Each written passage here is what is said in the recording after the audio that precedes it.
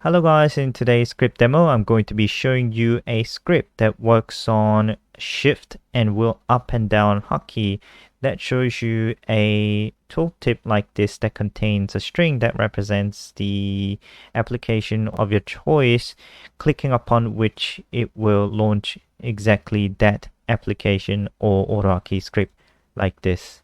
If you're interested in this topic, please continue watching.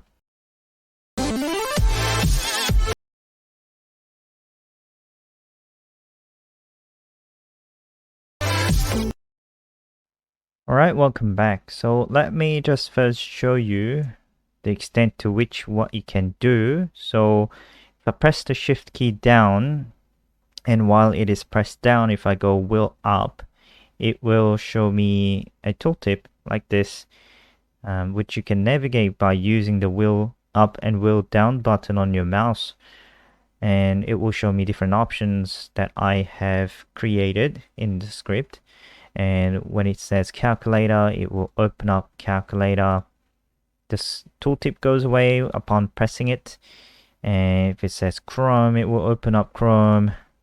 If it says desktop, it will open up the desktop folder, which opened up in another monitor of mine. And notepad is notepad. And lastly, a new email that opens up my email client's draft email. So that's pretty much it for how the script can be utilized. Now, let me explain to you line by line how the script works. It first of all begins with initializing the variable I with a value of 0, and then it stops there with a return, which I forgot to put in. And then you have two hotkeys. You've got either plus wheel up, which is shift key and wheel up, and shift key wheel down. And what the shift key wheel up will do is it will add a value of 1 to the variable I. So the first time you run it, I is going to be added a value of 1 to equal 1. And this if statement is there because right now I've got only 5 commands. And when it goes beyond 5, I want to put it back into 5. And then it goes into the go sub and runs the label called tooltip sub. And wheel down is basically the other way around. So it takes away a value of 1 from I, and if I becomes 0 or less, so less than 1, then it sets it back to 1, and then it runs the label called tooltip sub, which we have right down here. And when this label runs, it will first of all assign these values, calculator, Chrome, desktop, notepad, and new email, to these variables starting from command 1 to command 5, and then it performs a switch command. What does switch command do is it's a case choice pretty much. So it uses the I variable, which will be taken from when you run the hotkey. So the first time you run the hotkey, the I will have a value of 1, and therefore by the time the script runs this line, the I will be considered 1. And switch basically means you choose a case within any of the cases within the curly braces that represents the I, which is 1 here. So case 1 means I is 1. And if I is 1, then you show a tooltip that says command 1, or that says the value contained within the command 1 variable, which is the calculator. And then it pauses.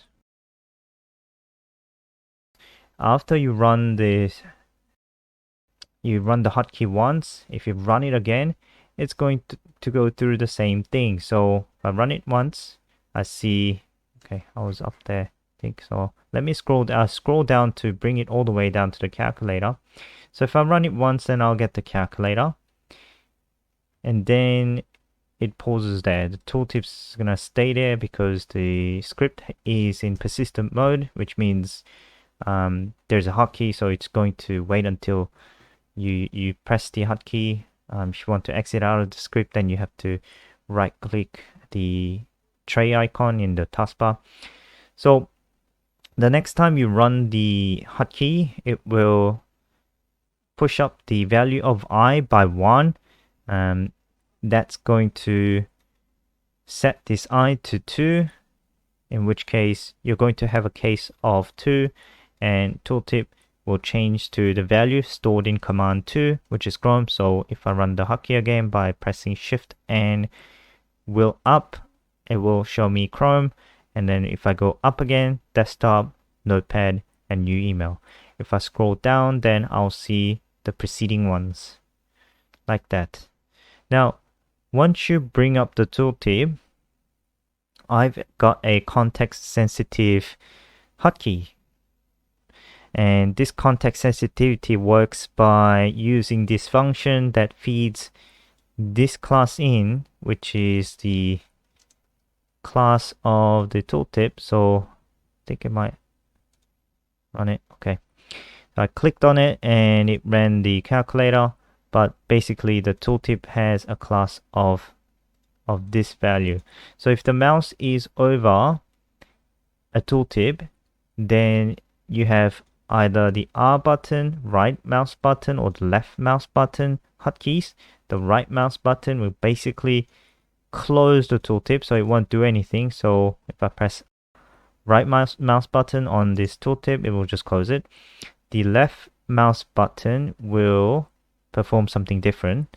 And what it's going to do is it's going to get the text of the tooltip that belongs to this class, which is the tooltip that we saw just now, and store the text, so desktop in this case, into this variable called tooltip text. And then it's going to perform another switch command whereby the tooltip text variable is used as the input this time. And if case is command 1, which is, where is my command? So my command is here, right? So if the case is command 1, which is the calculator, then run the calculator app. If command 2, which is Chrome, then run Chrome.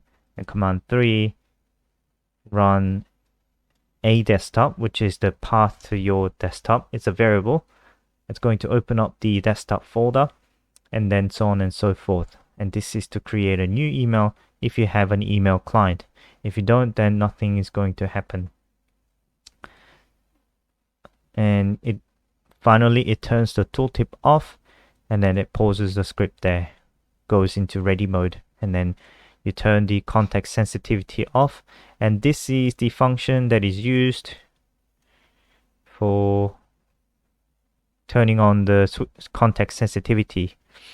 That's pretty much it. And if you want to use other applications or even AutoHotkey scripts, what you can do is you can change this to something else, or you can add one actually.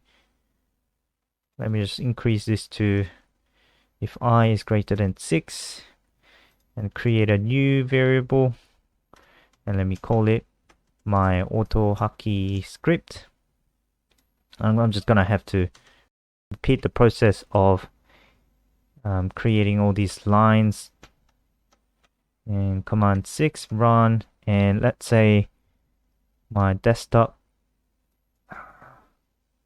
temporary script, let's say I'm going to run temporary script 2, which is right here, and let me just make it say message box hi, and let me get the path to that and put in the path, and then go test script 2. And if I save this script and run it again, I should be able to go all the way up to my AutoHotkey script, clicking upon which I will see the message box showing up like that. Alright, thank you for watching this video, and I'll see you in the next video.